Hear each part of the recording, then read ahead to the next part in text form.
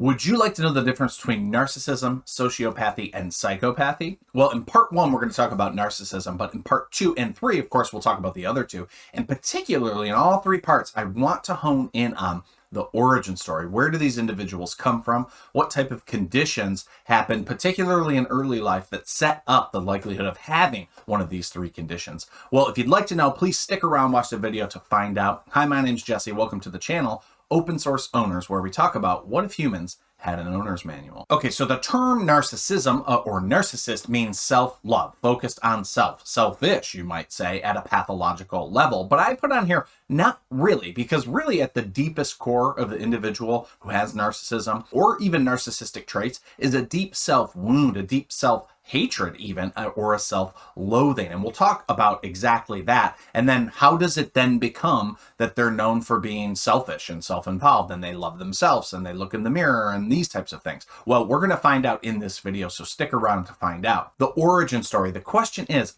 are they born that way? Is it just a genetic thing? Is it just a luck of the draw thing? Or is there something that actually drives the conditions that create ultimately adults that are narcissistic or have narcissistic tendencies? As per usual for me and my channel and my thinking, I'm going to go straight to attachment theory and attachment wounds. Now, the attachment system that humans, you and I and every other human on earth develops in our brain is mapped out and solidified by age 2.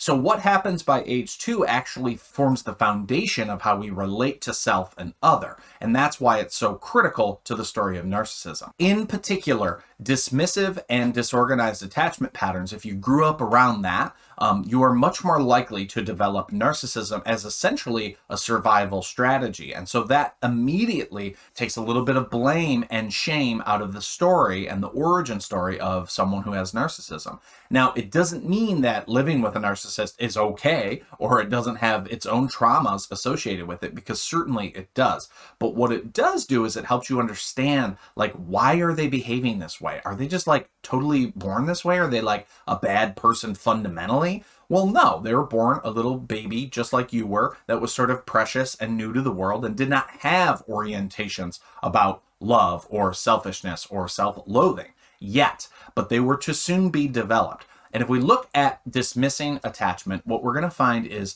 this is the parent who themselves may have narcissism. It is very common that narcissistic individuals originate from parents who were also, or one parent or the other, who had narcissism and had narcissistic traits. What does that mean? What does the child experience? Coldness, distance. When the child reaches out for touch and security and empathy, the child instead experiences nothing, a cold shoulder. A parent who maybe only is cursorily or superficially interested in that child, and they basically just want the child to be quiet or to not bother them in their own selfish orientation. On the other hand, a disorganized attachment pattern, and of course you can have both of these patterns, but usually there will be one predominant one. A disorganized attachment pattern will also and can also set up narcissism later in life. And that is like chaos. It's living with a dad who is schizophrenic or a mom who is bipolar.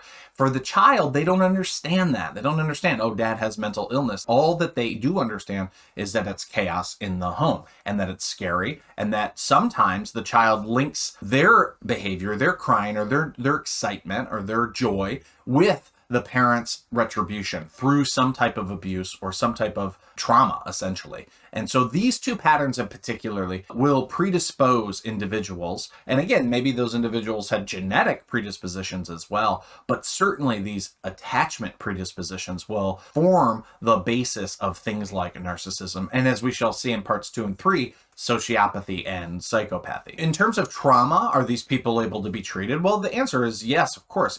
Most every condition is able to be treated. The question is to what ends are we willing to go to get that treatment? And the problem with these three particular diagnoses, narcissism, sociopathy, and psychopathy, is that they're very unlikely to seek treatment for themselves. They are just simply They don't believe that they need it. I mean, think about a narcissist. They think they're great. They think they're the most clever, the most wonderful. They think you got the problem, not them, right? So why would they then want to pursue treatment? Well, they don't typically want to pursue treatment.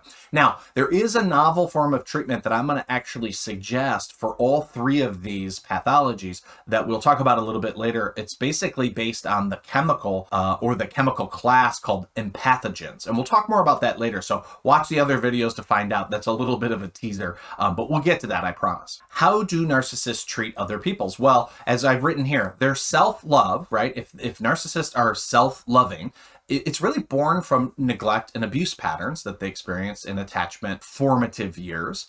And that forces them to be deeply self-reliant. They have to tend to their own needs. They have to soothe themselves when they're upset. They have to daydream their way into and out of life. The other then is represented in their worldview, in their attachment models, as essentially being not safe, not trustworthy, not someone that they can rely on, right? And so now as an adult, the other, sort of that general category of other, becomes really an object of projection. So what do the narcissists project onto them? Think about projection, by the way, as like a film screen that you're projecting your own film onto. That's precisely how narcissists view the other. And it's not a conscious thing. It's a deep, deep sort of subconscious attachment survival mechanism. But essentially what they do is they see the other not for their own interest or, in conversation. They're not really all that interested in hearing from the other person. They are interested in the other insofar as they project back to them what the narcissist is seeking, some type of validation, some type of recognition that they are funny, clever, good-looking, powerful, etc. And therefore, they tend to lack empathy at a pathological level. It's not that they lack it, it's they can't really access it. They're not interested in empathy. Empathy is only proven to hurt them in the past. So it's not really an avenue that even seems possible for them. They can, of course, then be abusive in their own right, because when you lack empathy, you only care about getting your own needs met, and therefore you can be abusive on purpose or inadvertently to others. How do they experience themselves? At a core level, there's this deep, empty void inside. Think about Voldemort type characters or a Darth Vader type character, where ultimately when the day is done, when they're exposed for who they really are, it's wounded, vulnerable, sort of childlike self on the inside, a deep void, a deep need for love and connection like we all have, but it's never been met. And this can lead to this general ennui, this general internal sense of they are an imposter and maybe they'll get found out, which ultimately projects more, lies and manipulations and misrepresentations of themselves onto the world and onto others.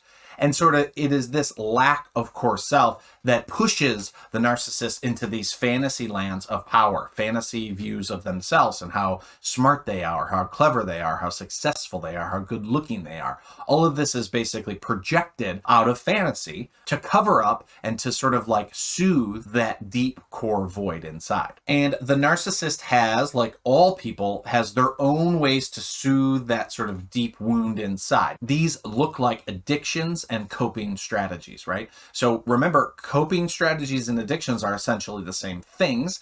Addictions are just ways to soothe the pain, and that's what coping strategies are too. Now, most people want to learn positive coping skills, but ultimately we will take whatever works, you'll take whatever sort of soothes that pain inside. And often it is these sort of types of things. Alcoholic addictions, the dependency on alcohol to make that pain go away. Workaholism, just working, never being home, never being available. Lying or manipulating others. Stimulants like cocaine or any type of upper. External achievements may be an addiction for them. They want to climb the rank. They want to get the promotion. They want to make more money. They want to have more cars. Ultimately, what are all these things? Controlling strategies. So verbal and emotional abuse would fall into that. And really everything mentioned here and all of the coping mechanisms are essentially a control strategy to sort of like keep the emotional bandwidth within a certain range that they learned was acceptable way back in the early childhood development period of attachment wounding. Okay, so that's essentially all I wanted to talk about today for the narcissist. Now, this is not to say that if you live with a narcissist, if you've ever been in a relationship with a narcissist or raised by one, that they're off the hook, right? Their behavior still has real world consequences. It still harms the other. It still basically passes the trauma chain to the next generation, to the next individual, and that's unacceptable. That's something that we as a society really need to reckon with. How can we actually just get rid of or address ultimately at a deeper foundational level trauma and the sort of passing on of trauma in an intergenerational way or in a relationship to relationship way? Now, I doubt that our society is going to get to that anytime soon, but one of the ways that we might begin to approach it is what I talked about earlier called empathogens. And empathogens is a class of chemicals, some of which you'll know, some of which you don't know. There's dozens of these types of chemicals, and these chemicals are able to operationally inside of us open up a space where individuals have access to empathy, and it's sort of born out of this chemical reaction in the body. This version of empathy is not the type of empathy where you have to try to pretend or try to access empathy as we know through therapy or that type of thing. This is a felt lived experience that really is transformative because it is so profound. And what it allows individuals to do is look at and view their trauma, their abuse history from a detached but empathetic perspective. So instead of getting re-triggered, instead of asking, say, a narcissist to go back to the childhood wounds or the damage that has been done in their early childhood, they would basically say, no, I'm not interested in that. Why would I ever do that, right? That just seems like danger. I'm just going to Dangerville. So instead of asking that of individuals, and this is true of any individual, the empathogens, which is, again, just a drug that you can take, they allow access to that space and they flood the body with oxytocin and dopamine, allowing us to be empathetic and having truly transformational empathy and compassion for our own selves, our own wounds. And if you compare that with good therapy and good social, good like group dynamics where individuals can share their experience of using the empathogen, and re-stitch back together healthy attachment dynamics, then all of a sudden you might have a way in to the narcissist, sociopath, and psychopath that we didn't have before. So what are these empathogens? Well, things like MDMA is the most well known, but again, there's dozens of them. MDMA is often called or referred to on the street as ecstasy, and it's just being studied by the FDA and other researchers. So this class of chemicals might be hope for this dimension of pathology that really is hard to treat. You don't see sociopaths, psychopaths, or narcissists getting treatment very often, and let alone benefiting or actually fundamentally changing very often, if ever, right? It's out of the realm of possibilities in business as usual psychotherapy. But if you bring into the fold this new class of chemicals, then you have something that could maybe potentially be a treatment for not just these individuals, but at a ubiquitous level in society that we use occasionally through say like our education system, doing these types of things. And obviously I mean this in a safe, scientific, and well-vetted and well-researched manner. We don't want to be addressing this type of thing in just a speculative fashion. We would need more research, etc. But this is a potential avenue for treatment that I think is being I don't hear it talked about enough, so I just want to share my thoughts on it. Okay, that's the end of part 1 where we talk about narcissism.